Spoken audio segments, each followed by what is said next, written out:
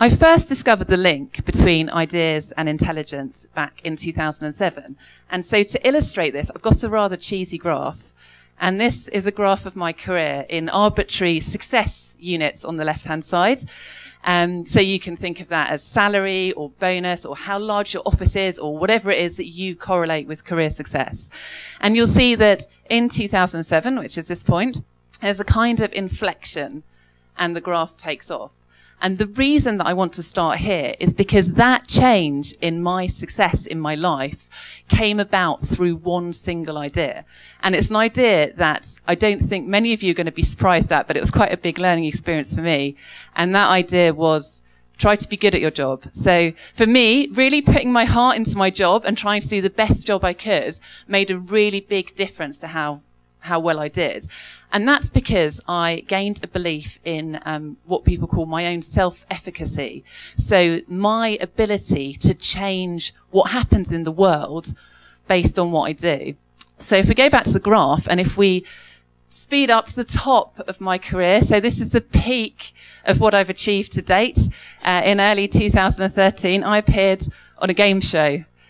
So it was a bit of a game show with a difference. It was called Britain's Brightest on BBC, and it's intended, the BBC were being quite brave and they were trying to move away from fame-based shows and celebrate intelligence, which is obviously brilliant, if a little brave. And I told my husband about this and he said, great, you've got to practice.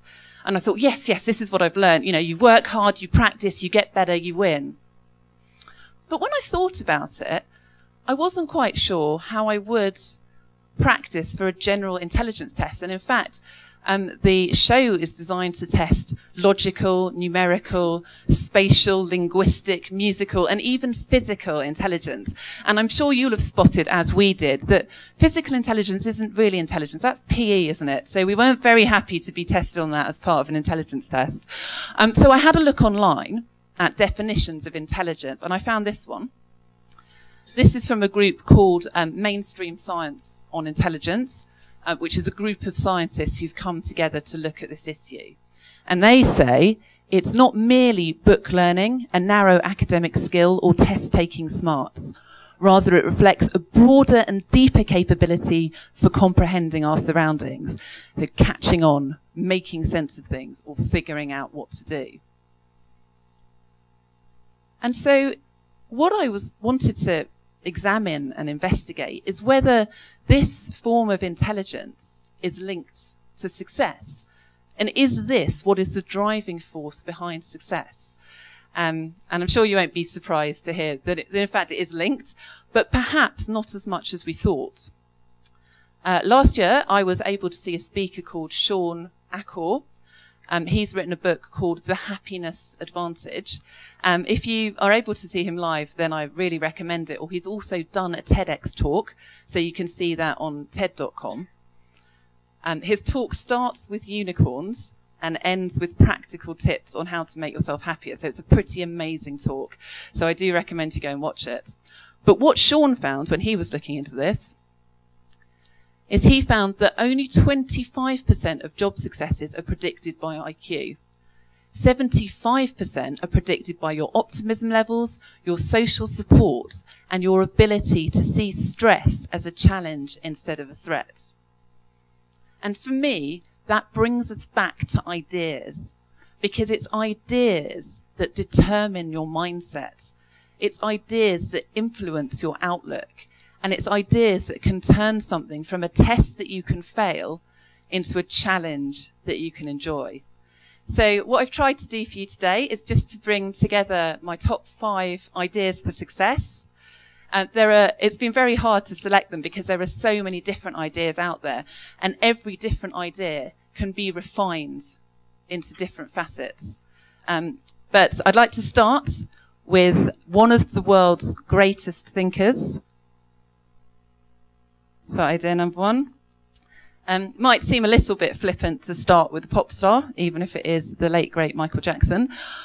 But for me, this is the idea that you have to have first before you can take the other ideas on board. Because it's really, really easy to look around the world and to see people who should be doing things better, or to see changes that you want other people to make. But if you're trying to achieve something, you can only influence other people. If you're relying on other people to do it, all you can do is try and influence them, whereas you can actually change yourself. And a more serious thinker, Mahatma Gandhi, he actually said this as, be the change you want to see in the world. So the second idea that I think, again, is a really important building idea to be able to go on and improve yourself, and that's the idea that you can improve at anything. That for me, I learned this. I've always been a techie, and I've always seen sales as the scary thing that the people on the other side of the room did. I learned that I could get better at sales. I couldn't be the best salesperson maybe, but I could get better at it. And I actually had a lovely chat with Lisa when I was talking through my ideas for my talk. And she said that she's always, she's not a table tennis person.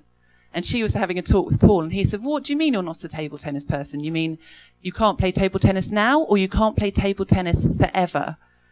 And that, for me, that's a really powerful idea, that anything, however good you are now, you can always get better at it. And building on from that, it's really important how you interact with things and how you approach them. So there's a book called Bounce by Matthew Syed, and he talks about sports performance, and in particular when people choke. And if you can see things as something that you want to engage with and something that's a learning experience, and that you, however, whatever the result is, you'll come out of it as a better person with more experience. You will perform better than if you see it as a kind of pass-fail test that could go wrong for you. So just before point 4, or idea number 4, I'd like to ask how many people in this room like networking? Hands up. I love asking that question because there's a few people going, yes, networking, and a few people go, no, not networking, don't make me go networking.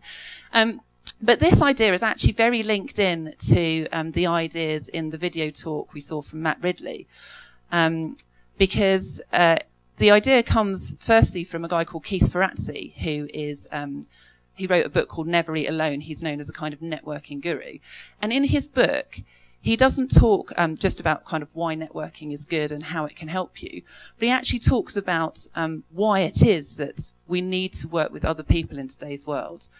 And if we go back to when we're evolving, resources were scarce. Things like food were scarce. And if I eat, it means that you don't eat. So we were in a kind of win-lose situation. Whereas nowadays, there's a lot more of everything, really. Certainly in the West, there's lots of food and there's lots of opportunity.